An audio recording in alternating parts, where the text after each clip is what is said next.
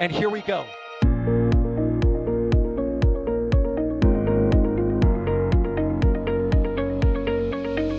have liftoff. Propulsion continues to be nominal. R68 chamber pressure looks good. Rolling up. Roger, roll, planet. Water towers fly! Yes! Echo down to nominal. Flight downside FD off. Bring in FD off. Off.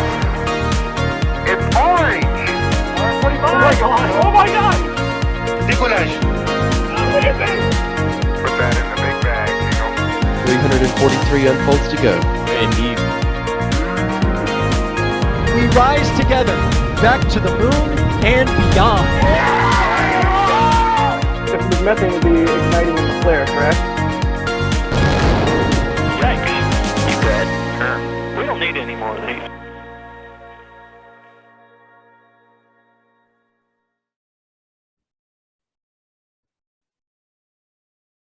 All right, folks, you know the drill. As usual, we're going to start off with some logistics. Can you hear me? Let's see some 5x5s in chat. Ooh, I got a bunch of them. All right, very nice. Let us know also where you're tuning in from, everyone. Hey, so great to see you all. Oh, I love the 5x5s. Excellent. Good. All right, good. Well, everyone, my name is Alicia Siegel. We are about to dive into yet another NSF Live / Intrepid Museum Astro Live show. And as you can see, our production team's a little small today. We do love to, of course, ask our viewers to help us out here. So thank you all for that, for the sound check. And remember also, if you guys have any questions throughout the show today for our guests, please do pop them in the chat. We'll be definitely trying to filter through some of those as well as the show goes on. You might notice also we are missing another familiar face on screen today. Yes, as you have probably noticed, Das has been working super hard this week, bringing you a bunch of other fun content, but he is feeling a little under the weather right now. So he is still here, but just behind the scenes, behind the curtain, as it were, helping us out, as is Kevin. So definitely throw them some love in the chat too. Now, we have another really great topic for you today. Today is all about CubeSats, those little toasters that are being shot up into space to do cool science, as we say. So there are so many really neat projects being conducted by CubeSats up there in space literally every day, and also so many more being dreamed up and developed down here on Earth all around us today and every day. And it's not just NASA scientists working on them either. Some of them are even students who get to do some really amazing projects and become, you know, the next pioneers of things that might send us to faraway places someday too. So we're going to be talking about some of those projects today, highlighting a couple of them. One of them is called Lisa T, that is being worked on at NASA Marshall right now by our guest, Dr. John Carr, and also Alpha CubeSat, which is going to be talked about by some Cornell students who are working on that too. And also a quick plug for the museum. We have a great exhibit going on in our space shuttle pavilion all about the project right now. Some really cool technology and applications behind it, as well as a really neat intersection with art and holograms too. So you're going to hear more about both of those projects in just a bit. If you were on site for our April astronomy night, you may have had a chance to actually explore that exhibit and see it a little bit more, see what that CubeSat looks like a little bit up close with the replica there, and also meet C. Bangs, who was the artist involved in creating some of those holograms for it too. So definitely come by the museum and check it out. Had to get that out of the way, of course. So you all are going to meet a few of those dreamers and doers in just a minute. Of course, though, we do want to give a special shout out to the New York Space Grant Consortium, who does help to support our show through a NASA cooperative agreement. Thank you to them. And also, of course, thank you to all of you tuning in today. Again, toss us a like and a subscribe whenever or wherever you're tuning in from. And again, let us know where that is too. So let's go ahead and get started. I would like to welcome my guests on screen here. So let's get them up. Excellent. First up, we've got Dr. John Carr, who is the Deputy Chief Technologist at NASA's Marshall Space Flight Center. He's also the Principal Investigator for the Lisa T project, which stands for the Lightweight Integrated Solar Array and Antenna. So I'll let him get more into that in just a bit. We've also got Joshua Umansky Castro, who is the mission manager for the Alpha CubeSat project and a PhD candidate in aerospace engineering at Cornell University in Ithaca, New York. And also Gillis Lowry, who is the publicity lead for Alpha CubeSat and also an astronomy student at Cornell University, and also a planetarium facilitator at the St. Louis Science Center. So shout out to all the planetarians watching today. I am myself one as well. And she is also conducting some exoplanet research, which is also super cool. So thank you all for joining us to talk about CubeSats and some of the really neat projects that you're working on, via some of this tiny technology. To start off, though, I think it'd be great to just get a broad overview of, first of all, the projects you're working on now, but really starting off with basics. For those of you who are tuning in who may not even know what the heck a CubeSat even is, what is this?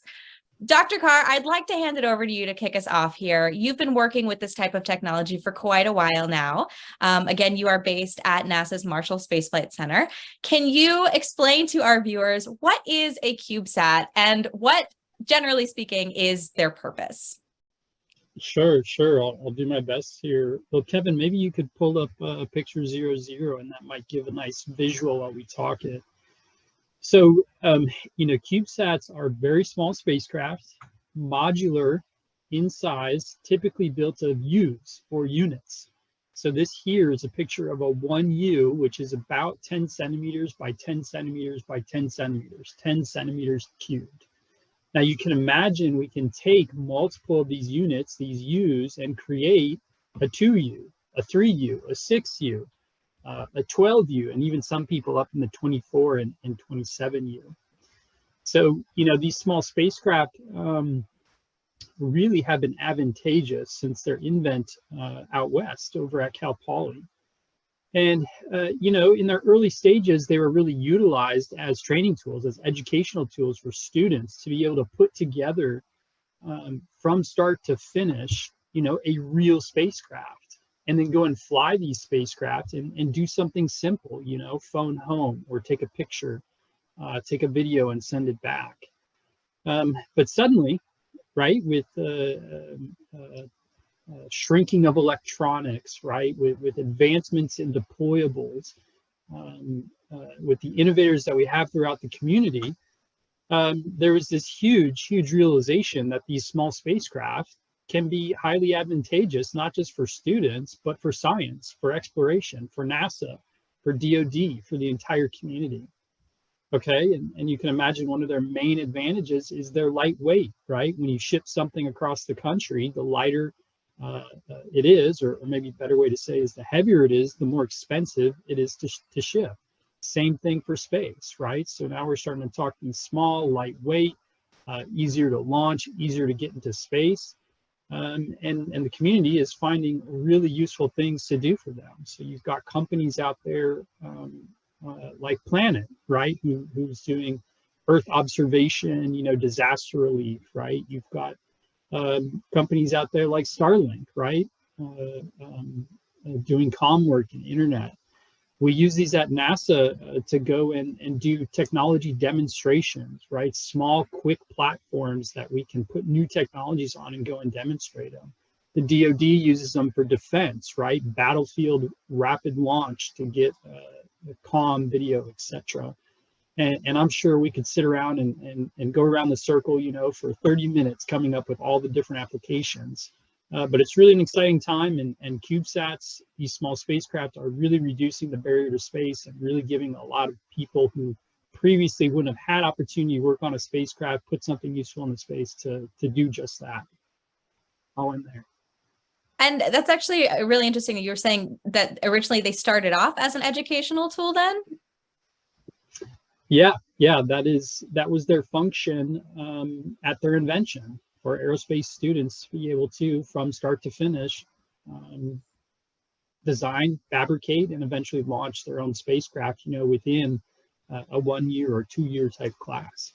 Which is actually exactly what is going on with Alpha CubeSat, right? So Joshua and Gillis, you all are students at Cornell University in Ithaca, and you are part of this program now where you have created or are in the process of creating and about to launch, hopefully soon, this CubeSat yourself. So can you tell us just a bit about the program itself that has allowed you this opportunity to do that?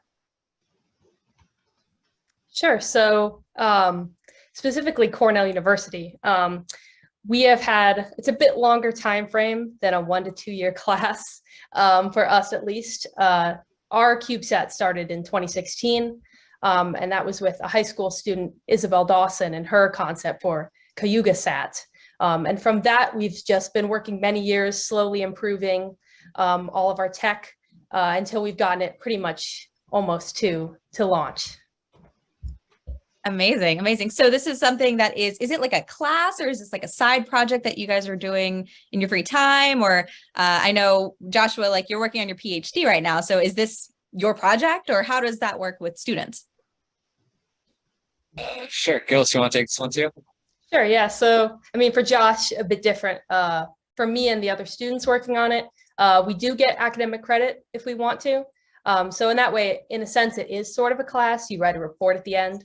But a lot of it is just, you go in at the times that you're able to go in, put in a certain number of hours working on it each week.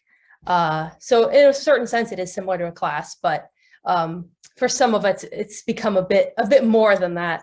Obviously for Josh as a PhD student, and for me, I'm the publicity lead, and I'm not an aerospace student. So I don't have all of the same technical know-how perhaps that all the other students on the team do, but even so, I've been able to contribute as well. And I've been able to help build this great spacecraft as well. So it's a bit more than a class. I've been able to build the spacecraft a bit, learn all this history about it, about CubeSats, and try to communicate this to the public now in situations like this. That's spectacular. And yeah, so there are a number of different places and a number of different universities where if you're a student out there watching this, you can get involved in this type of technology as well, and create some of these really interesting prototypes, and really, push the boundaries of what they're doing up there. But let's go back to what we're actually working on now. What are the actual applications that we're using these CubeSats for? So Dr. Carr, you are working on something called LISA-T, the Lightweight Integrated Solar Array and Transceiver and Antenna, sorry. Well, that's antenna transceiver, right? That's the T. Mouthful. NASA and their acronyms, right? So can you give us an overview of the LISA-T project then? So again, you're based at NASA Marshall, and this is dealing with something called photovoltaics, right? Yes, that's right. So we are working on solar panels, solar arrays for small spacecraft. And just to take a step back on what photovoltaics are, in essence, you try to take the photons, the energy from the sun, and convert it into electricity, right? I'm sure most of you know, but when you go into space, there isn't a plug, right? An outlet to plug into to get our electricity. So we have to generate our own. Now, there's a couple ways to do that, but quite some time ago, 50, 60 years ago, we realized, look, we can harness the energy in the sun through solar cells or photovoltaics and create electricity to then run our electronics, run our spacecraft, charge our batteries, do what we need to do, right? And so long as you have view of that sun, you have, essentially unlimited energy, unlimited electricity to convert to. So what we're trying to create is a new solar array to help propel these small spacecraft into the next generation, a new generation of capability. So let's kind of take a step back and walk through that. Kevin, if you might could pull up 00 again, and we're gonna step through these. Maybe if you could go back to 00. So I showed this one earlier really to highlight how small spacecraft and CubeSats really are. Right, you can see that one U is the size of a coffee cup. If you have 3 of those U's together, you're like a loaf of bread, right? A 6U is maybe a thick cereal box. Okay, so these are really small spacecraft. And Kevin, if you could go to 01 then. Okay, and to get electrical power out of these spacecraft, it's actually quite difficult. So here I'm showing several different small spacecraft, and each of those black things that you can see on the sides, either pasted right to the side or kind of deployed out from the spacecraft, each of those is a solar cell, is a photovoltaic, converting sunlight into electricity. Now, the amount of electricity that you get, there's many factors, but one of the big factors is the area, the number of solar cells that you have in the sun. And so you can imagine when you compare these small spacecraft to something larger, right? We're typically putting spacecraft that are the size of a washing machine or a big freezer into space, right? Very large spacecraft, which have a lot of surface area, a lot of opportunity to deploy very large solar panels, with a large number of solar cells and generate a lot of electricity.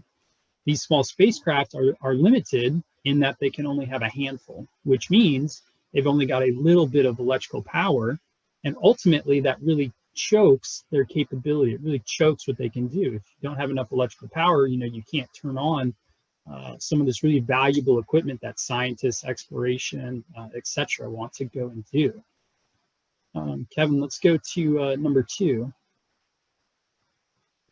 So, this shows a typical CubeSat small spacecraft solar panel. That's just my hand on my desk, just trying to give you a little bit of a side view. It is already pretty thin and pretty low mass. And no doubt we could pack as many of these as we wanted, within reason, onto a CubeSat, onto a small spacecraft. But as I'm sure you can imagine, once we get 3, 4, 10 of these packed in, it eats up all of our volume, right, and all of our mass allocation, such that we can't put anything useful on. We can't put the cameras on. We can't put that science instrument on. We can't put the payload, which is the thing, that we want to actually go and demonstrate or utilize in space. So, there's really 2 options. You can grow your spacecraft to give you more room to pack everything in, right, which is sort of counter to what we're trying to do with CubeSats and small spacecraft. The whole point is to keep it small. So certainly you could grow your spacecraft, which is what we traditionally do, or alternatively, you can shrink your components and do more from less, right? Shrink your electronics, shrink your science instruments, and in the case of Lisa T, shrink the solar array. So yeah, let's go to that next one. So we at NASA Marshall are working a lot on solar sails. Now the other 2 are going to talk solar sails, so I'm just going to briefly mention them here. Solar sails take those same photons that I was talking about and actually generate propulsion through momentum transfer, through a reflection of that photon. Whereas that solar cell absorbs that photon and creates electricity. Now we're reflecting that photon and creating thrust. So we're working these big solar sails, which are thinner than a human hair. I mean, a tenth the thickness of a human hair. And we put these on small spacecraft to go and propel them, let them sail around outer space. And so, with this big solar sail hanging out there, we realized, well, could we put solar cells on this and make a very thin film, lightweight solar array, to get a very large collection area for electricity from a very small mass and a very small volume allocation. Let's go to that next picture. And that is what we are creating with Lisa T. So this is a full stack up of a solar cell where it's got that solar sail thin film backing. It's got a flexible solar cell and then a flexible cover. And so compared to that side view that I showed you a couple pictures earlier of traditional state-of-the-art solar panels, this is about 1/10 of the thickness. And ultimately, we can fit about 300, 400% more of these solar cells into the CubeSat for the same mass and volume allocation, meaning we can generate 3 times the amount of electricity with the Lisa T than we currently can today. And what can you do with 3 times the amount of electricity? Well, now you can power, that next generation science instrument or that 4K video camera. Or whatever it is that the science and the exploration people want to go and do. Alternatively, we can go deeper into space. The further you go into space, the less sunlight there is to collect. It actually falls off at distance squared from the sun. Okay, so the energy you can collect very rapidly falls off. So when you take, say, a CubeSat to Mars, like the Marco missions, you start to get very constrained on power because there's so much less sunlight available. It's something like 40% the sunlight. So again, you have to have a 2.5 times as big solar panel just to make the same amount of electricity. So as we want to do more out of these CubeSats, as we want to take them into deep space, we've got to have bigger power generation. And if we don't want to grow that spacecraft, you know, into the larger size, we got to do more from less. We got to shrink our solar arrays. And we've done that utilizing these thin film materials. So let me show one video, and then maybe we can pause there. And I've got a ton of other stuff we can go over, but I think that's a good stopping point. So this video gives what we call a TRL4 demonstration. TRL4 means we've prototyped it. It's in the lab. We're not yet putting it into space or even simulated space environments, but we're proving out it can work. So this is a sample solar array. The video is being shown in reverse to show you how it folds up. Now we're going to show it forward and at a slower speed so you can really get a feel. So that's that 1U CubeSat down at the bottom. We take up about half of the CubeSat and we deploy this solar array away from that CubeSat. So you're seeing electrical harnessing, you're seeing those booms. And now we're going to actually release all these thin film solar panels.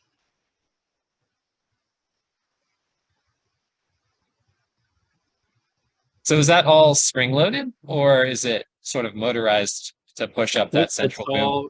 Yeah, it's a good question. It's all passive, kinetically stored energy, spring loaded. That's very cool.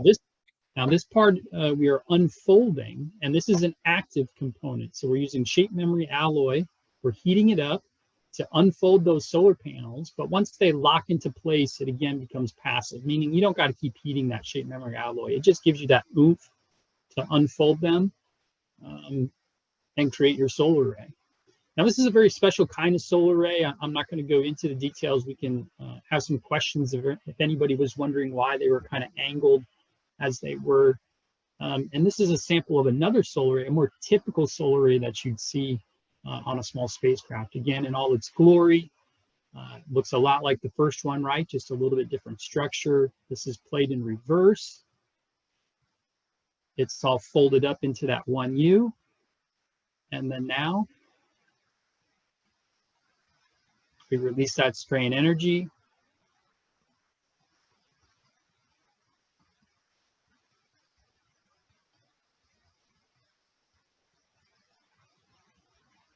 And we'll unfold those petals. And does this happen about in this speed too, when it's up in space in real time, or does it go faster or slower? About this speed, we'll do it a little bit faster. We were definitely taking our time, you know, to make sure we got it right. But now we've got it all dialed in and automated, you know, so you hit a button, it'll be a little bit faster, but within reason. So, you know, before I cut myself off here, you know, I told you this was the benchtop TRL4. We've then taken this solar panel and we put it into space environments on the ground. So big vacuum chambers, get it hot and cold. We've got a nice video here showing deployments on a 0G on the Vomit Comet, the parabolic flight that does parabolas and simulates microgravity. That's me in the kind of camo-like hat. We've hit this with radiation, electrons and protons, for those of you that know those terms, atomic oxygen. We've really bombarded this with everything that it would see in space, from microgravity through all that particulate radiation, thermal cycling, and the like, to show that this thing really can deploy, can generate power, and then ultimately can survive in space. And to that end, we're working right now a CubeSat mission. It's called PTD4, the Pathfinder Technology Demonstrator number 4, to actually launch a LISA-T in Q2 of FY24. So that's some government jargon. Basically, I'm saying spring of calendar year 2024, we're going to launch something that looks a lot like what you see in this video, and actually go and demonstrate it in a low Earth orbit, take measurements, watch it for 6 months, and see how it performs to prove it out. And then people will be able to start using it. So that's great. That's coming up then. rather quickly. Yes, Yeah, very excellent. quickly. We'll have to And get for those interested, then there's a lot of room to grow from here, a lot of very interesting things we could talk about. And so maybe we'll get into some of those after the other conversations.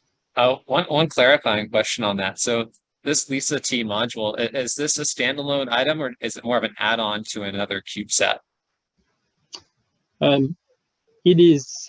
It's standalone all the way through the wire harness, okay? And so all it really needs from the host CubeSat is those signals, to say, okay, deploy, right? And then the ability for that host CubeSat to take that power in, which Okay. most host CubeSats are going to have, those power boards, batteries, etc. that they need. And it's well over 100 watts of power, right? Yeah, so there's different sizes, and so we've got concepts from 100 watts of power all the way up to a kilowatt. Wow. That That's kilowatt incredible. would be more for deep space applications. The ones you're seeing here are in the range of like a couple hundred watts to 250 watts. Okay. Yeah, for context, this is our solar panel for the CubeSat here. And this is 1 watt. So it's well over 100 times more than what we can do here. which is why it's such a great application, right? Which is kind of cool to be having two like different perspectives here with the CubeSat. And maybe you guys could even use this for each other's projects, which is so cool. So let's actually transition now over to Alpha CubeSat. So our guest from Cornell University here. The main mission overall is to deploy a light sail. So as Dr. Carr was just saying, creating this light sail, this thing that will be able to reflect the photons in order to create some thrust. So I'm going to hand it on over to Joshua now, or Gillis, I suppose, both of you guys, to talk a little bit about Alpha CubeSat. Give us kind of an overview of your project and, everything that's involved with that too. Sure. Yeah, let's get some visuals up. Kevin, can you pull up the Alpha mission artwork image? And I'll let Gillis give a stab at the pitch. I've done this too many times at this point. I'm more of a newcomer to it than Josh, I suppose. 2 years. The mission artwork one should be, I think, next to the mission profile photo. Thanks. Yeah, so here you got a pretty good view of 3 objects. The ISS, where we're going to be deploying from, the main CubeSat in the center there, and the light sail, which is really the main mission goal. But we do have a few other smaller goals along the way. But basically, as John talked about before, you can have a 1-unit CubeSat, you can have many more units, but ours is also a 1U CubeSat. And then along the side there, if you look closely, you can see our solar panels, which are on each of the sides. And that's what's going to give us our power, which will allow us to release that light sail. And that light sail is really a precursor to interstellar missions to other stars. And we have those little ChipSats, are the orange things on each side there that will be the actual flight computers for the light sail, because Alpha is hopefully going to have the first ever solo flying light sail. So previous light sails have been attached to their CubeSats. So Planetary Society had light sail 1 and 2, and I believe those were 3U CubeSats, and a huge sail that came out from those 3U CubeSats. But ours is going to completely get thrown out the hatch to go live its own life off on its own with its two little ChipSats there. So hopefully in the future, a sail similar to Alpha's, probably with even smaller little ChipSats on it than that, will use the power of light propelling it to go to other stars. Theoretically, a design similar to ours could get to Alpha Centauri, the nearest star system, in 20 years, which seems perhaps like a long time of our lifetimes, but 20 years is 1/5 the speed of light. So that is 400 times faster than any current spacecraft that we have. So that would be pretty incredible. We're just a little stepping stone along the way. We're going to stay in low Earth orbit, but the hope is that future missions after ours could have a light sail inspired by this. Very cool. And can you give us like a little bit of an overview about light sails too. I know I was actually very surprised to learn with one of these cool images that you actually gave us, the history of light sails. It's been around for a while, all the way back to the 1600s. People were talking about this, right? Yeah, if you can pull up, I think it might be in a little subfolder, light sail subfolder maybe, but it should be a history of light sails. Hopefully it's labeled. I added it this morning at the airport, but it's from the Planetary Society, and it sort of goes around in a circle, and it's got a history of light sails starting back with Kepler hundreds of years ago, coming up with the idea of, hey, what if we used light as an actual source of propelling us? And back then it was a very theoretical thing. And then we have Arthur C. Clarke making a short story where that's a possibility. And Arthur C. Clarke tended to base his things sometimes more in science than perhaps people hundreds of years ago. So we're starting to think about it. And then Carl Sagan with the Planetary Society was proposing the idea, going on Johnny Carson's show. And then after that, after he was gone, the Planetary Society continued that dream, and they did Light Sail 1 and 2. Light Sail 1 didn't really demonstrate sailing, but Light Sail 2 did, and it was up there for, I think, 3 years from 2019 to 2022. And it was showing that it was able to adjust its orbit by using the power of the sun. And so that's pretty neat. Those are solar sails. And most of what people have been talking about for a long time is solar sails. But if we want to get to Alpha Centauri, then we're going to have to use something more powerful, something like lasers maybe, to send us all the way to another star. And what, first of all, for our rocket fans out there, Light Sail 1 was on an Atlas V, and Light Sail 2 was on Falcon Heavy, which of course is a rocket that many of our fans are fans of. But I do love this idea that, 1964, Arthur C. Clarke is writing science fiction about, the Sunjammer, I believe it was called, with the solar sail. And then for those who are fans of the show For All Mankind, I know in the most recent season, they actually unveiled a giant solar sail in order to get them, further to Mars. So this is literally what we're seeing, in our science fiction today as well. Hopefully that wasn't too much of a spoiler, but Operation Jolly Roger, I believe they called it, which is pretty cool. But yeah, just that history, I think, is just so neat. So getting back into, of course, idea of sails though, and being able to fit all of that into such a tiny space, we saw with Dr. Carr's image, it had to be all kind of folded up and real tiny. So you guys also are using this sort of origami idea, and I believe it's called the Miura fold. Yeah, we should have a visual as well. There's a GIF called Alpha Light Sail origami folds. There we go. So gives you a sense of what it's like. And our sail's a little bigger than the GIF that you see here. Kevin, can you pull up the Alpha Sail 2 picture?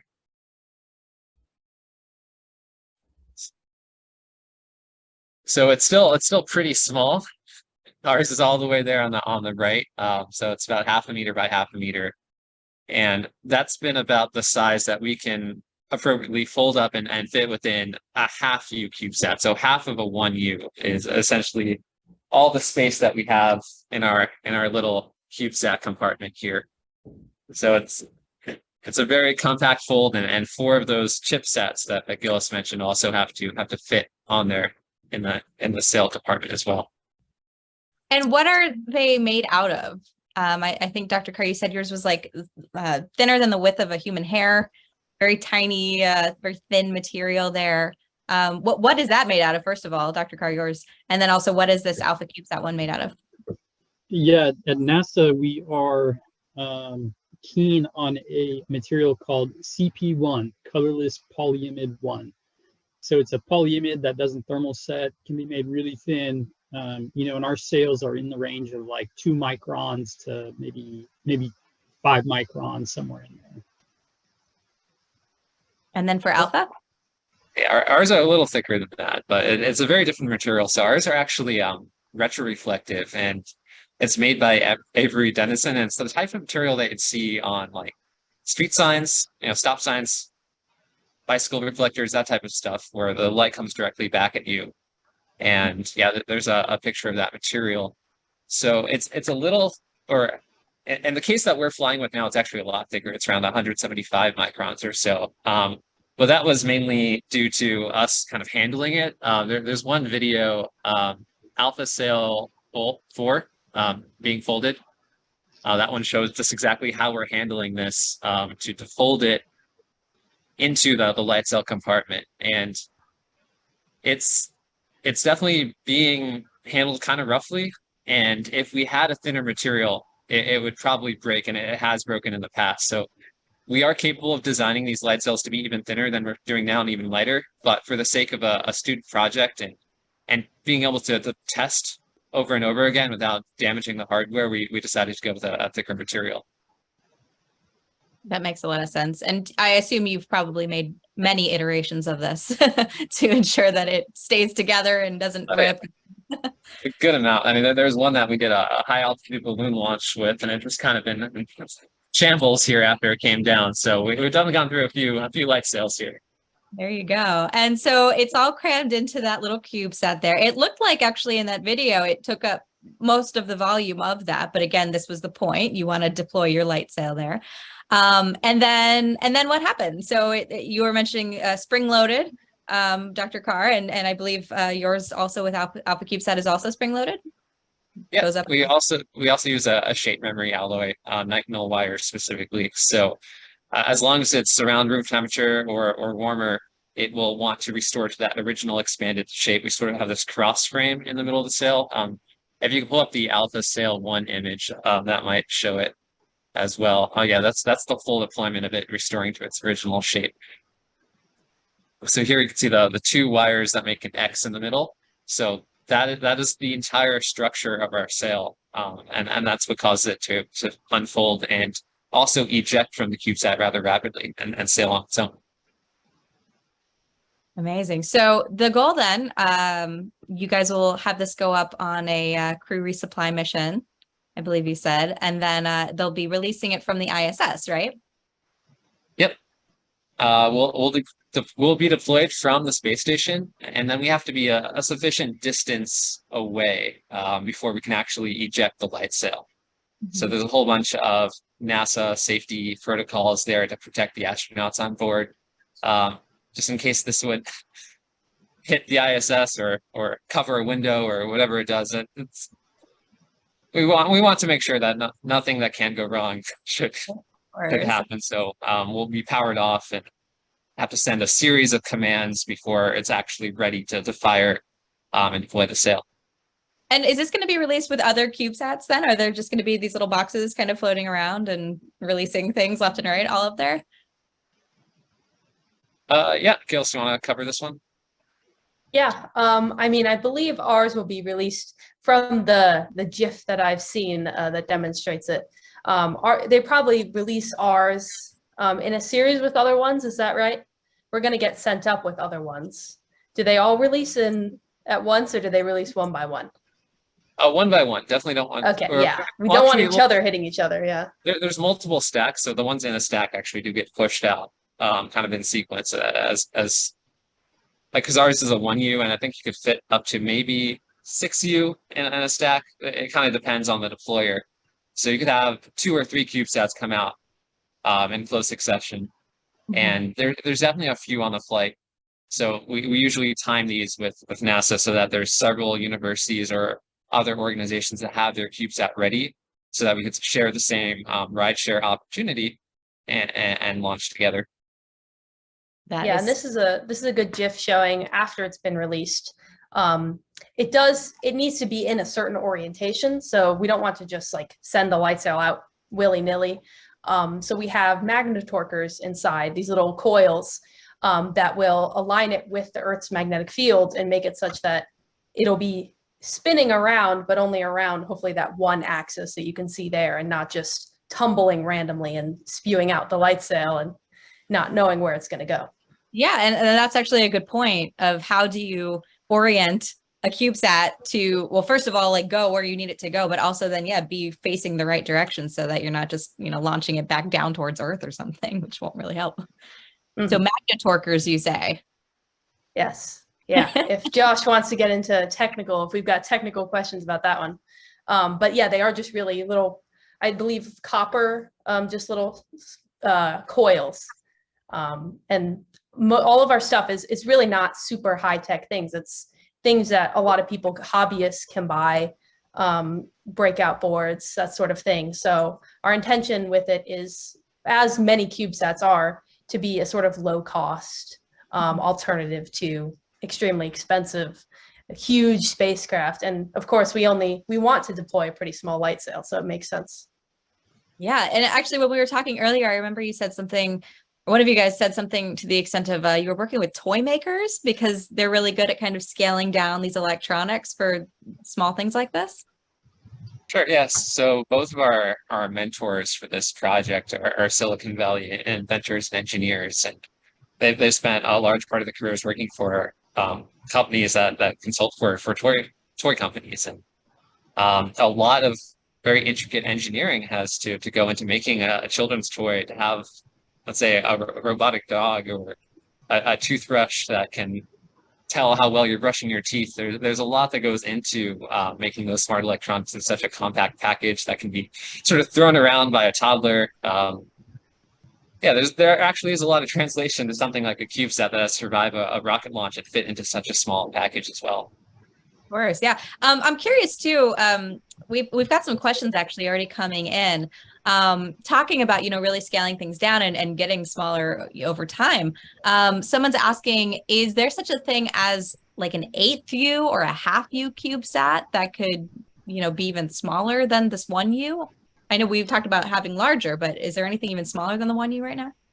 Yeah, that's a great question. And yeah, there is. So CubeSats are considered nanosatellites, and it can go down to pico, and what we call our ChipSats is as femto satellites. So these weigh on the order of a couple grams, whereas a CubeSat is 1,000 times that. Right. And they're sort of in betweens. So Pocket Cubes is a new one that's a quarter of a CubeSat, and they've launched before. And then there's also ThinSats. That's a good one to look up. That's about, I think, 1/3 of a 1 U. So those are like almost like slices of bread as opposed to a loaf of bread. And they are freestanding spacecraft as well. Dr. Carr, have you worked with any of these like very teeny tiny CubeSat type things? These slices no, of bread? we haven't gotten into those yet. We certainly have used those components to build out these bigger, you know, 3U and 6U, 12U CubeSats, but haven't gotten the opportunity to do the slice of bread just yet. And someone was also asking, what materials are typically used to make the frames of these 1U CubeSats? I know the coffee cup picture, it kind of looked like a metal. And I believe with the Alpha CubeSat, you guys 3D printed yours? Yeah, we did. We actually have a nice visual of the 3D print sequence there. We definitely tried out a lot of cheaper materials for the prototyping phase, which was great. We made all those on the order of 5 weeks in a summer, and only cost us probably just a couple of $100 at most in terms of materials and equipment there. The actual material that will fly with is a bit stronger. It's called Accurate Bluestone, and this is definitely robust. And there's CubeSats that have launched using this for propellant tanks, like highly pressurized propellant that needs, or that has strong forces against the walls of this material, and it's able to withstand that, survive rocket launches. So we use all the prototyping on cheaper 3D printers that you might even have at your home or your school, and then we'll contract out the final prototype here. Right. And Dr. Karp, so historically, what has been used, and we've seen those trays, I guess, of like the loaves of bread, right, with the many CubeSats in it. Is that made out of something different, or is that generally the same as the one used? Yeah, you know, at NASA, we've traditionally used aluminum for our small spacecraft and CubeSats, and usually it's a anodized aluminum or other chemically treated or coated aluminum. You know, as we get into the more complex missions, you know, with more sensitive equipment and longer lifetimes, both thermal and structural integrity, becomes a big concern. So, utilizing aluminum with different coatings on it allows us to change a couple of words for you: absorptivity and emissivity, which in turn allows us to better control the temperature inside the box, protect our electronics or protect that piece of science equipment. Same is true for launch loads. As you go and launch these into space, they see a lot of vibration, right? A lot of shock and acoustical vibration. So, in order to make sure we don't have parts break, again, when we're dealing with these more sensitive instruments, that aluminum tends to give us that added strength that we need. Now, there are some interesting concepts to, move over into carbons, right? Carbon fibers and carbon composites, ultimately to create lighter and lighter CubeSats, which support solar sailing. Because as we go and we solar sail, you'll find that it becomes not just about that sail itself, how big can you get it and how much light are you reflecting off of it, but how low is the mass, that payload that you're trying to propel. So if we can get that mass way down, for example, by replacing aluminum, metal parts with carbon composite, carbon fibers, it's a huge add to the overall propulsion that we get. So yeah, I guess the ultimate goal then is to make it as light as possible to be able to go further. And that actually brings us to the ChipSats, I think would be a good transition here. So with Alpha Sat, you guys have been working on, well, maybe not you specifically, but your colleagues have been working on reducing the weight, the size of these ChipSats, which ultimately you'd like to be kind of this smallest spacecraft, independently flying spacecraft, really, on this light sail. So can you talk a little bit about these ChipSats? You are going to have 4 of them on your light sail. They're functioning as flight computers, right? And it's going to allow you to completely disconnect from your host spacecraft of this CubeSat deployable. But talk to us a little bit about ChipSats themselves. So what are they? What are they going to be doing specifically? Will we be able to communicate with them? Are they sending us anything? And kind of what's been the history of that so far with Cornell? Yeah, I'll let Josh take this as the main ChipSat guy. Yeah, that project also falls under my domain these years. So yeah, ChipSats have been going on for a while at Cornell. It's definitely been considered by a few people outside of our lab as well. We're just one of the earliest to really prototype and even fly it into space. So the idea is having some sort of a gram scale spacecraft or smaller that has all the essential functionality that you'd expect in a larger satellite. So by essential functionality, I mean it has a source of power, it has sensors, it has a computer to read that sensor data, and a radio to send it down to Earth, and some kind of structure to hold all that together. So all of that can be fit on such a small package that and the example here on the screen can fit on that light sail in a single square that fits inside our CubeSat. That particular model weighs 2.5 grams. It was designed by the PhD student before me, and it can talk all the way down to Earth, so over 400 kilometers. And that's been the big problem I've been trying to solve over this past year, getting us ready for flight. But yeah, so, go ahead. Oh no, I was just gonna say, so you guys have been working on this for a while. There's the, I believe it was 2011 on Endeavour, the last flight of Endeavour, the space shuttle. All the space shuttle lovers out there, and myself included, I work with the Enterprise. But they actually sent up the Sprite, I believe it was called, and they mounted it inside of the ISS. Is that right? Yep, Sprites are sort of the nickname for those earlier ChipSats, and yeah, that was a very sort of last minute experiment. Like the idea was there for a while, and they had some of the equipment, but there was this very last minute launch opportunity that came up. Also part of one of those missions that send one of those material science experiment panels on the side of the space station. So they had some extra space, and they called our professor, Mason Peck, and said, "Hey, do you have anything that you'd be able to launch?" And he's like, "Sure." And then at the lab meeting the same day. He's like, hey, does anyone have anything that we can launch? And Zach Manchester and Justin Atchison were the students at the time. We really threw this together over the course of 2 days and drove it down to, I think, DC or Maryland to launch. And it was up in space for at least 2 years. And this proved that this type of off-the-shelf smartphone type electronics can survive the harsh space environment for long periods of time. The radiation, the temperature extremes, vacuum. That's so cool. And so then ever since then, you guys have just iterated on it, right? You've got later on, you had the CubeSat, right? And then I think that there was like a failure of deploying one of them, but then eventually you had CubeSat 2. And that, I think that we kind of saw an image of that earlier too, but that released a bunch of them showing, like you were saying, that they actually can survive out there.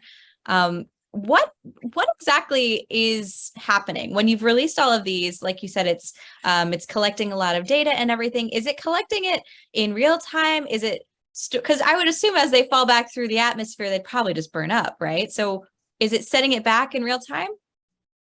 Yep, has to be real time. And you're right, they do burn up in the atmosphere. That's definitely a strict requirement with a lot of things that you send to space. We don't want these little ChipSats raining down on people. So NASA does a whole orbital debris assessment report called an ODAR, and that's part of the launch approval process for CubeSats. So yeah, before they burn up, we do have to collect all the data as they collect it. There's not a lot of memory on board, so it's really just reading the sensor and transmitting it immediately, and whatever ground stations can pick it up around the world will collect that data and send it to a main server.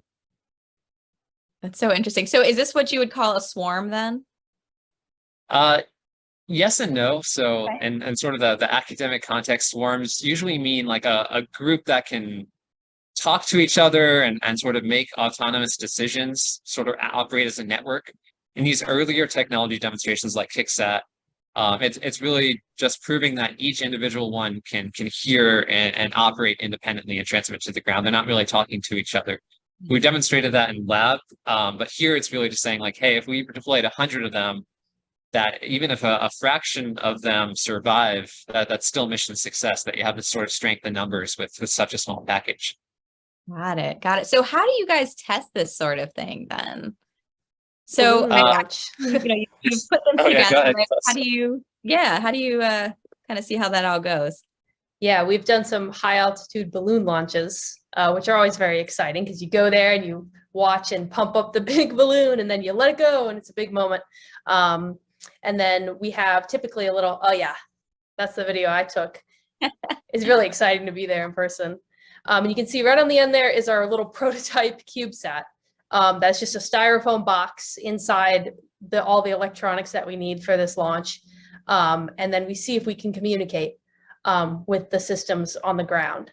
I'm not sure if this specific one involved, oh yeah, this one probably involves communicating with ChipSats, but we also have to communicate with the CubeSat computer, since that's separate from the light sail. So we have to test both of those things. And so here you see, I think we're only about 1/3 of the way to space, even though it's starting to look like space. But that's a good step in the process of getting up to low Earth orbit communications there. So it sends out the light sail. We get to test if we can send the command to deploy as well. And then this is the one kind of chipset that we are allowed to rain down, because then this drops back down to Earth. It's not high enough to burn up, fortunately, but then we have to go scout out in people's farms and hope it doesn't drop in Cayuga Lake or anything like that.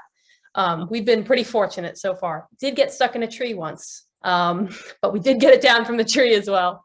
So that sounds like so much fun though, to be hunting around for this thing that was just up in space. Gosh. Yeah, it's like our fun little field trips that we get to do. And with this one in particular, we had all those 360 cameras, and you can see even more of cameras in this shot. So we got great footage of the whole 2 or 3 hours that it was going up, even footage of the balloon itself popping.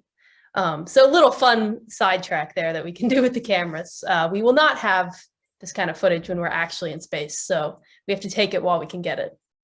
That seems like it'd be a really fun day to come to class. sending up weather balloons and things. That's super, super cool. Dr. Carr, I bet you guys have a little bit more, maybe a little less ragtag, approaches for testing this sort of thing, which there's nothing wrong with. DIY stuff is so great. You guys are killing it over there at Cornell. How do you guys, I know ChipSats, maybe, did you use something like a ChipSat with Lisa T? No ChipSat. We're using a full CubeSat. But it's not too unlike what they're doing, just probably more rigor, and a bit more. We have a bit more. What's the right word? Capability at our, use here, right? At our fingertips, being at NASA. So we'll start on the ground. I showed like some of those TRL4 type stuff. That means in the bench, right in the lab. Okay. And then we'll move into chambers, and we've got a chamber for everything. And chamber means a vacuum chamber, simulating what it's like in space per a certain environment. So it could be a thermal vacuum chamber, or it could be a radiation vacuum chamber, atomic oxygen vacuum chamber, ultraviolet radiation vacuum chamber. If you're going to the moon, there's a lunar regolith vacuum chamber, right? So it's all about thinking about where your widget, where your technology is going to operate, and then trying to recreate some of those environments back on Earth so that we can reasonably cheaply and quickly figure out where the problems are, break it and fix it. And then from there, from those chambers, we could start stepping up. So I showed you a video of myself on the Vomit Comet, the 0G flight to do parabolas. We then do balloons as sort of that next level up. And in fact, sometimes we fly balloons as standalone missions, to collect Earth science. But most certainly we utilize balloons just as they did. Above that, we have sounding rockets and other suborbital flights, right? That give you, maybe 30 seconds or some short window of some kind of space access in a suborbital way. And then we have the International Space Station, sort of that next level up. And I've actually sent samples of Lisa T to the International Space Station. I think Joshua mentioned it early on a platform called MISSI, the Materials on International Space Station Experiment, or something like that. And what you do is you put together a plate with all your materials that you are thinking about utilizing, our solar cells, that CP1 sail, could be different coatings we wanted to test on the solar sails, and you send it up to the space station, and the astronauts, being a little crass, they just kind of hang it outside, open the window and hang it outside and let it sit in space for 6 months or for a year, and then they go and grab it and ship back down where you can study it in your lab. Now, when you start to combine all of those things together, or maybe not all of them, but you pick, the important piece parts, well, then you're at a pretty good technology maturity. We generally call that a TRL 6, when you're tested into these environments and you feel like you're ready for flight. And that's when we go and do, a free flyer, or just like this team is doing, something sent off the International Space Station, etc., to really go demonstrate that technology and set it up, so that a mission user can come and grab onto it and use it for something real, for something useful. And would you say that this is actually a question that somebody just sent in, would you say that there's an advantage of deploying from the ISS rather than directly from a rocket, like a Falcon 9 transporter mission, or like a ride share on Electron? Or does it really, maybe is it just dependent on what is the point of the CubeSat, right? Or the mission of it, where it needs to go, how high? Yeah, for me, it's just dependent on those mission parameters. On ISS, you're going to be pretty low, right at 400, so you're going to decay pretty rapidly depending on your ballistic coefficient, but it's generally a cheaper ride. We're sending mass up to International Space Station all the time. We've got nanoracks, we're set up to do this, so it's a bit cheaper ride. Whereas if you have a more unique orbit, like you said, it could be higher altitude, or it could be a different inclination. You may want to go sun synchronous or into a polar orbit to test something in particular. Then you need to look at more of a free flyer and a ride share to get to those slightly more unique orbits. And another question actually kind of related to that launching that came in. Do CubeSats, or I suppose it would be the people creating the CubeSats, have to prove any kind of technical qualifications to the launching company in order to make sure that, you know, they trust you and that it's not just going to end up as some space debris? And obviously things can go wrong, but what is the process of getting a CubeSat approved, I guess, and saying like, yes, we're actually going to accomplish our goal. Trust us, launch us. Yeah, it's a really good question, and it depends on the mission itself and the launch provider that you're working with, but most definitely there are regulations there that you have to prove, right? You know, ground safety is a big one, right? So say you had some combustible propellant that you were trying to test, you know, that would be a concern, health and safety concern for crew, right? So that we don't have an issue there. If you're flying as a secondary, which most CubeSats do, you need to show that you're doing no harm to the primary, right? You may have a $100 million primary mission, right? Or even in the case of SLS, a multiple billion-dollar, you know, Artemis 1 launch that had a handful of CubeSats on it. You'll have to prove that you're going to do no harm to that main mission. And several, you know, throughout there. And then, you know, even after you deploy, I think Joshua mentioned, you know, then there's orbital debris. You need to prove that when you come down, you're not going to kill anybody, right? Or there's a very, very low probability. You also need to prove that you will come down within, the guidelines are changing, but it's 5 to 25 years, depending on which guideline you look at. So you can't sit in orbit, you know, for more than 25 years, the current NASA guideline, or 5 years, the current FCC guideline, and many others, you know, throughout. So yeah, when you do these things, you'll work with your launch provider. They'll provide you with some sort of ICD, is usually what it's called, an interface controlled document, where they're really controlling, well, the interfaces between you and the launch vehicle. And within that, there'll be requirements. Here's the thermal you need to survive. Here's the vibrational load. Here's the health and safety concerns. We are adhering to the FCC guideline of 5 years on orbit, and they'll lay all that out for you. And is it different for the student projects, I guess? Do you guys have, I mean, obviously you have to write your reports for school, but like, is there anything that's a different process that you go through as a non-governmental? Yeah, I was just going to point out that for us at ISS level, we will not be there for 5 years. Yeah, we will be down much less than a year probably. But yeah, I've heard Josh talk about the paperwork, if he wants to talk about the paperwork. Yeah, that was actually originally my job. Professor Peck pitched this to me as a fun 1 semester project to start my PhD, just do the paperwork while others finish up the CubeSat. CubeSat was not ready, so now I do it all. But I did have to do a lot of paperwork my first year, and still continuing now.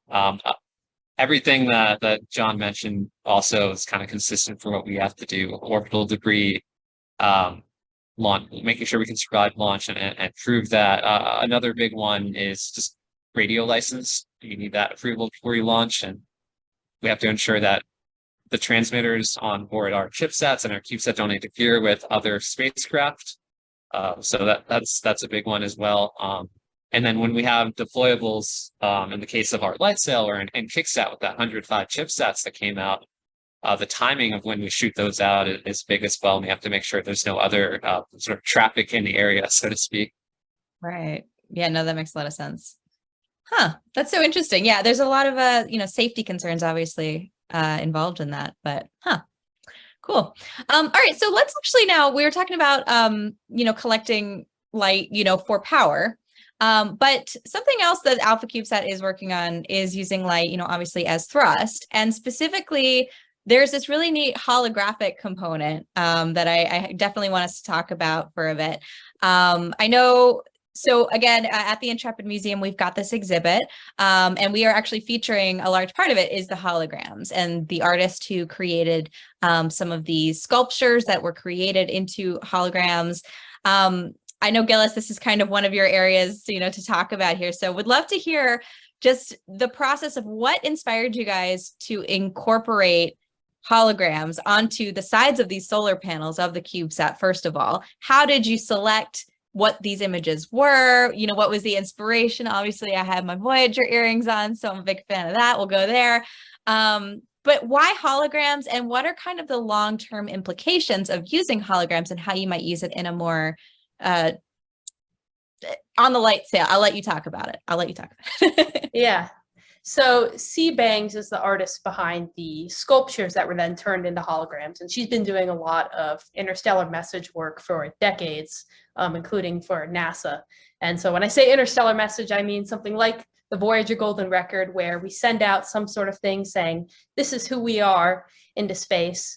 Maybe aliens find it, probably not, but it's still a really nice idea to send a piece of ourselves up there into space.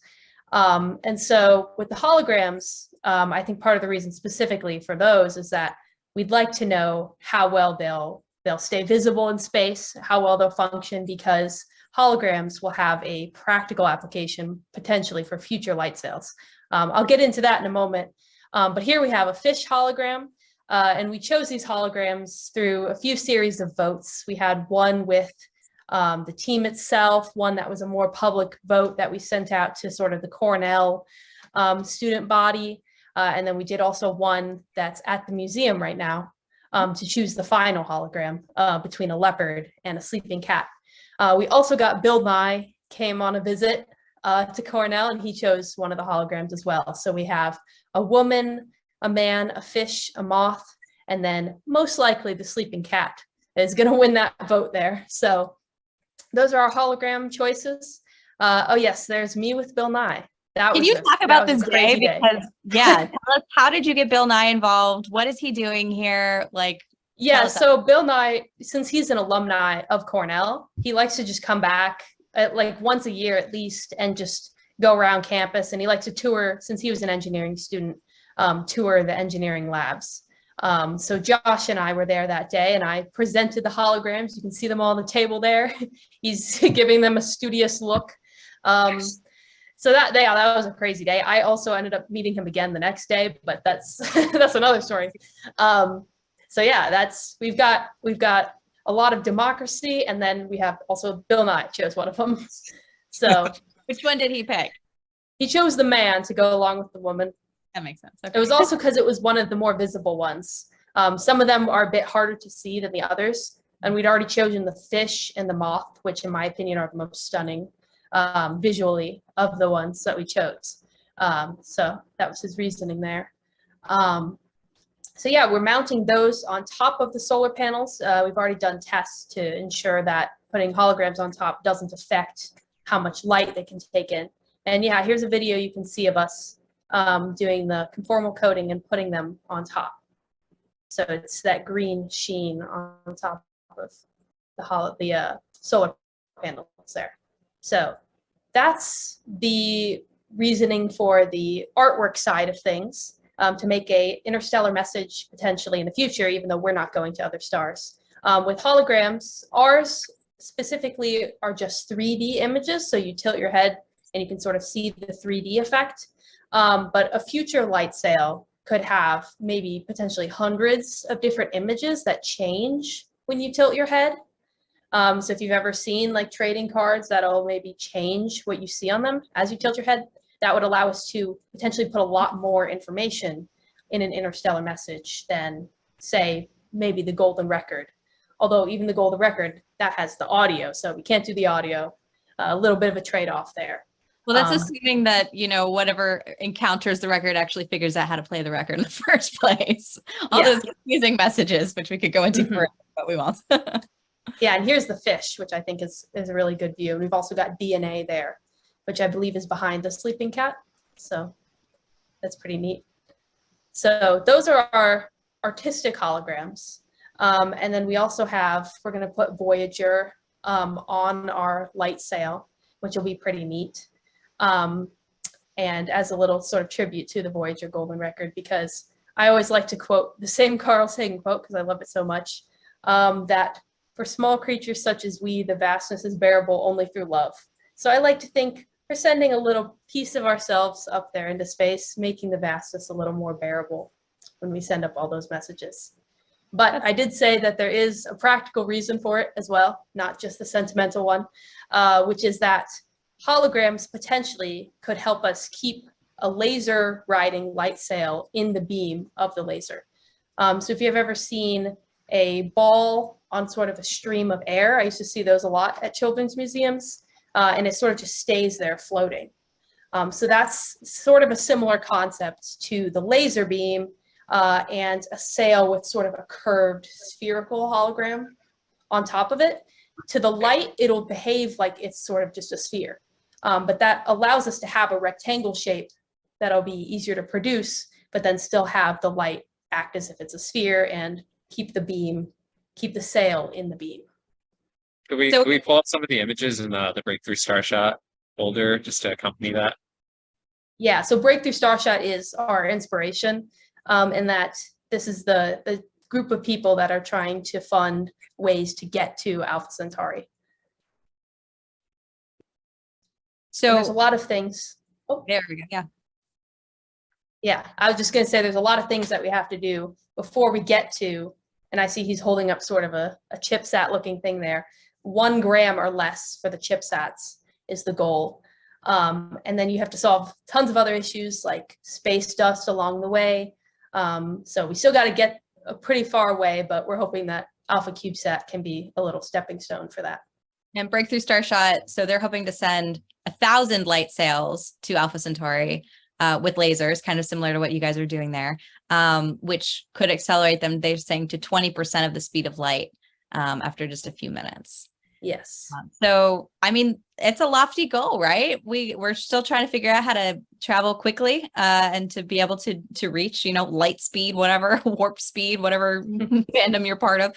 But yeah, there's lots to think about: the debris, right? The power of the lasers, how to get everything even smaller. Dr. Carr, I know, again, just dealing with super, super thin materials, like, is the debris, the dust, I mean, I would assume that would just rip it to shreds, right? How are you guys kind of, dealing with just space debris, that idea in general? Yeah, especially micrometeoroid impacts can be a big deal. So what we do on our solar sails and is in a pseudo way incorporated onto LISA-T is called rip stops. So essentially we assume we're going to get debris hits, especially micrometeoroids. It's a probabilistic, statistical thing, right? As it turns out, when we deploy, when you go larger and larger in these sails, you're probably going to get some rips as well in your sail. I mean, like I said, these are 2 microns, 3 microns thick. These are extremely thin, extremely lightweight, surprisingly strong. If you guys ever get an opportunity to feel, these, you can really pull on them. I mean, they'll rip, but you can really pull on them. Nonetheless, you're going to get tears, and so what we incorporate are rip stops, so that if we do get a rip, it doesn't propagate. And so these are areas of strengthened material, right, seamed and strengthened to contain, these rips, such that when a micrometeoroid hits, causes a tear, that tear may propagate, but it only goes so far. And so we only lose some small percentage of that sail, which we can then calculate and ensure we just make that sail large enough, right, to still be able to finish the mission. All right. So yeah, lots to think about in terms of that. What are kind of your future plans now with these things? So again, Alpha CubeSat's going to be a prototype. I mean, LISA-T is also a prototype, I suppose, in its own sense. What is the kind of like the long-term plans here of what you all are hoping to kind of continue on? Once you're done with this project, or you want to move on to something else, or kind of keep working on this, or how does, what are your thoughts? Sure. Well, I think Gilles and I might be running out of time with our degree program here at Cornell. So it might be the only spacecraft that we personally work on here. But after Alpha, there's plans for successors, a beta CubeSat, so to speak.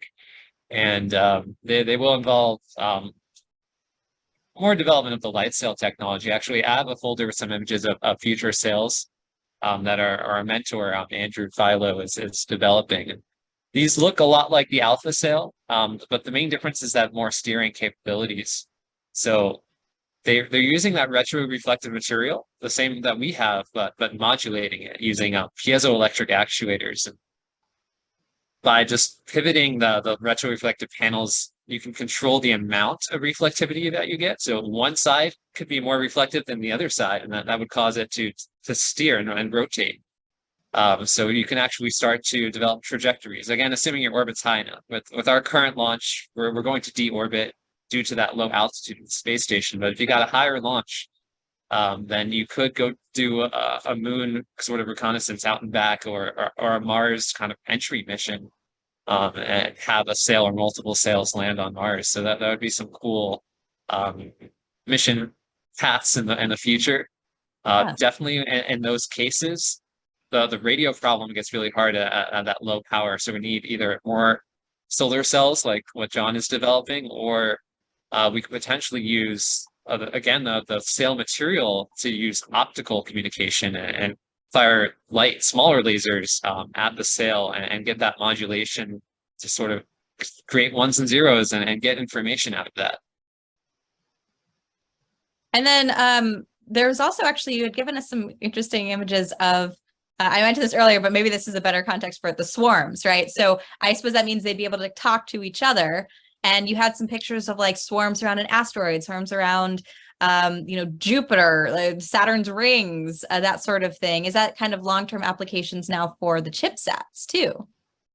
Yeah, so the light sailing is just one application of the ChipSats. And yeah, thankfully the grad student before me, Hunter, put together a lot of these amazing visuals of what you could do with ChipSat swarms here. So through strength in numbers, you can do interesting science that you might not be able to do with a traditional spacecraft. You can measure sort of everywhere all at once and capture phenomena like changing temperature or magnetic fields around a planetary body through this wide distribution of these ChipSat sensors. And they can talk to each other, they can talk to a mothership, or to the ground in the case of Earth. We'll definitely start testing these initially before we go anywhere else. But really, you could go kind of anywhere in the solar system and deploy hundreds, if not thousands, of these ChipSats. I love this too with Enceladus here. How cool would that be to drop it with some of that organic geysers, those cryo geysers going up too? So neat. Yeah, it definitely seems like there's long-term applications for a lot of this technology, which is ultimately, I guess, what CubeSats are really all about, right? Being able to, test this technology. I almost even imagine here on Earth, like, could you just dump a bunch of CubeSats into like a tornado, or ChipSats rather, and like get data that way? Would that not be safer than flying a plane through one?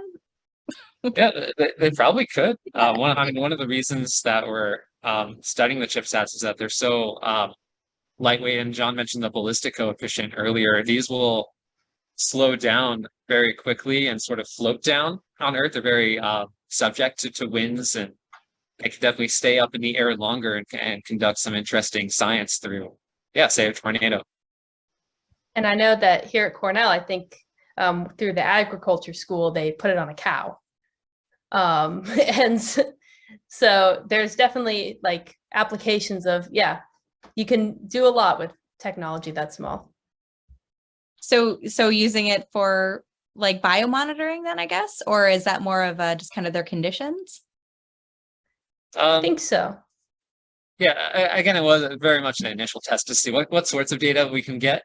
So one of the interesting ones that came out of this particular test is that Hunter had put an ambient light sensor on those ChipSats. And it turns out that baby cows can actually, when they nap, they tend to tuck their chin under their arm, and it blocks the ChipSat. So we saw these light and dark patterns in the middle of the day that corresponded to the cow's napping patterns. Oh, so there's a lot of applications then. Wow. A lot of different ways you can test things out. Cool. We actually had another question come in.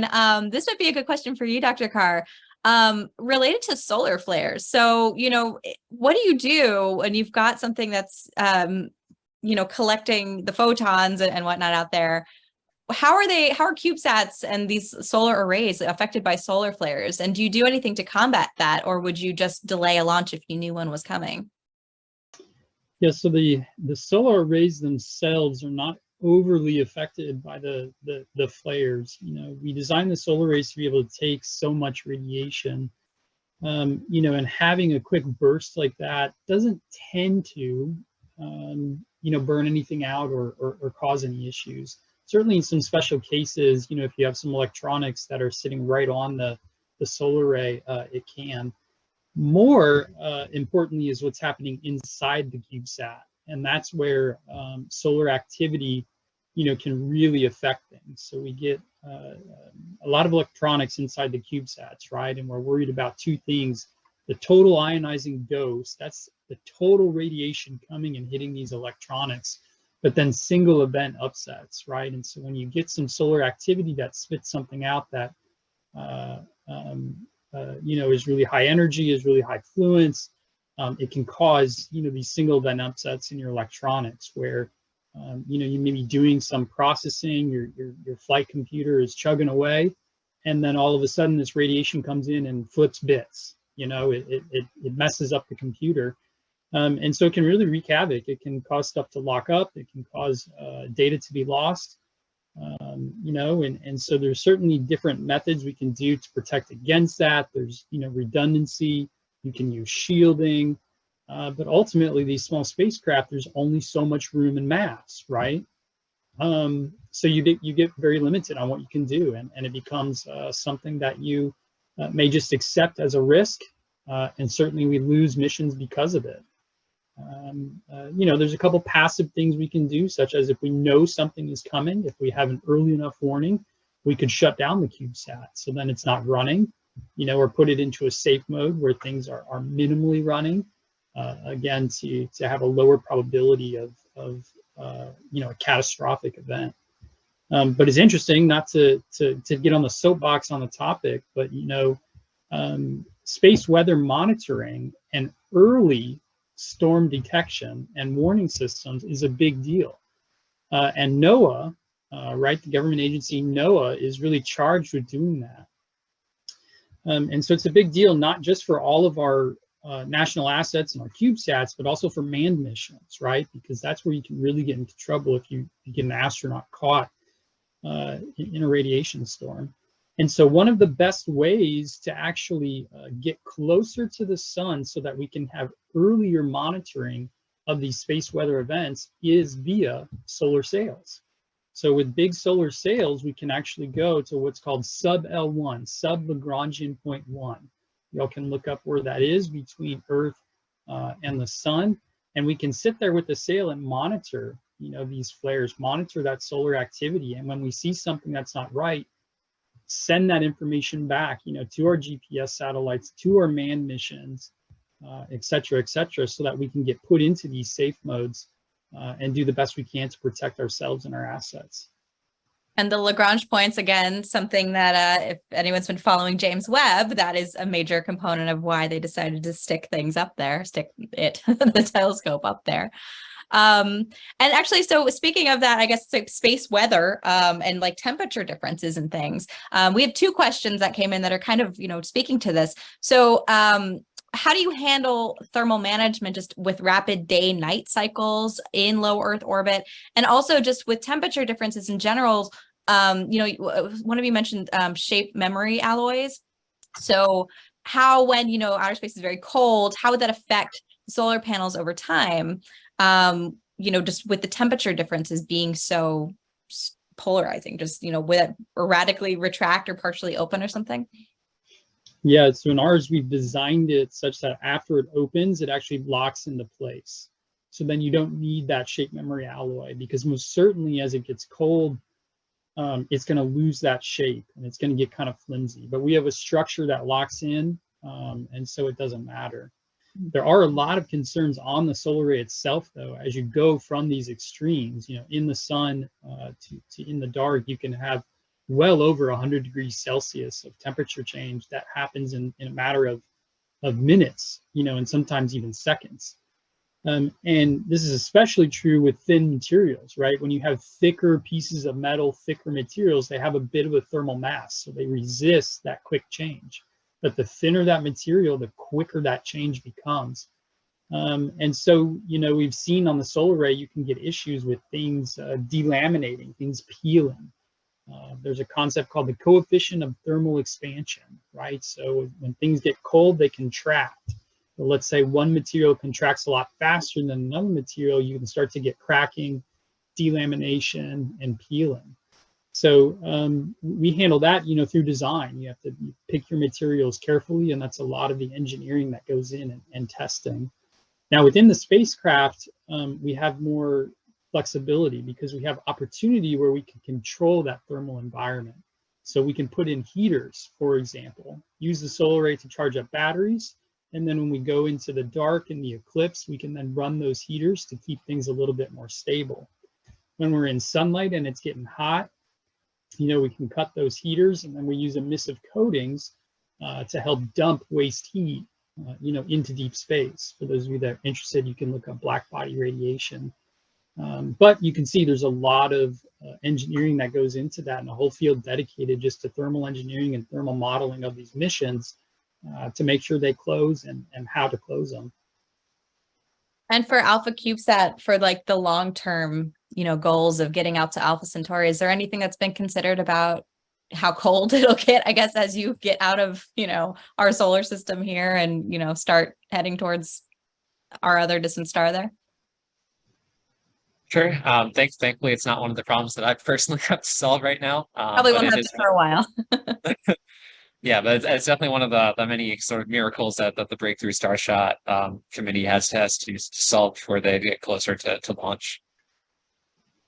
It's so interesting. There's so much to think about. And as you were saying too, I guess just a lot of trial and error that goes along with this as well. Things that maybe you haven't even thought about, but figuring out, the rip stops, for example, with the debris and the dust, and just the way that the ChipSats can communicate back to Earth or with each other, and just all of those long-term applications. It's so interesting. You guys are all doing such amazing work. And again, just thank you so much for being on here to share just a little glimpse into your worlds. It's so interesting. And I bet a lot of our viewers had no idea that a lot of this work was even going on, or if they happen to be students, that they could even get involved in this themselves, which is so cool. And please do, everyone, please get involved with it if you're interested. I think that just about, believe it or not, we've been talking for an hour and a half already, so time flies. But that is gonna just about wrap up our show, bring us to the end. So Dr. John Carr, Joshua Gillis, thank you guys so much for being here, taking time out of your weekend to come hang out with us, talk about all the cool stuff you're working on. CubeSats, small sat technology, chipsets, light sails, all of the things that we covered today. It really was just so inspiring, and anyone out there, you guys can get involved with this sort of space technology. So please do, look into these programs and take these opportunities, and maybe you guys will be on here someday talking with them too. But yeah, thanks so much for spending your time with us and answering so many of these amazing questions too. Sure. Thanks so much for having us. My pleasure. Thank you so much. Yeah. So everyone, next month, just a quick plug for our show next month, we've got another great show coming up for you. Keeping in line with some of the scientific experimentation that's going on here, we're going to be talking about Skylab. So Skylab just celebrated its 50th anniversary this year. So we're going to be talking a bit about that groundbreaking orbiting workshop up there with some special guests. So be sure to tune into that. That's going to be Sunday, July 16th, again, from 3 to 4:30 p.m. Eastern. So to learn more about that, you can visit intrepidmuseum.org. And hey, if any of you guys tuned in late today, no worries. You can always come back and rewatch this program at your convenience on any of the many streaming platforms that we have put it out to, the YouTube, Facebook, Twitch, all of the platforms. You know how to find us if clearly you're watching us. And once again, Virtual Astrolab is supported through a NASA cooperative agreement awarded to the New York Space Grant Consortium. So thank you to them. And thank you to all of you for supporting us each month and tuning in. So once again, a big thank you to our guests, and we will see you all again next month. Thanks for tuning in. And here we go.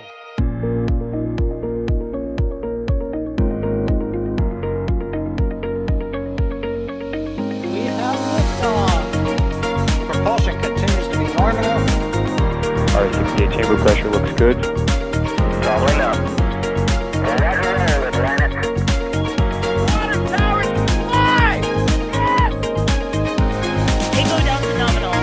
Flight CubeSat FD off. Say again, FD off. Off. It's orange! 125! Oh my god! Oh my god! Decollage! Put that in the big bag, you know. 343 unfolds to go. Indeed. We rise together, back to the moon and beyond. If the methane would be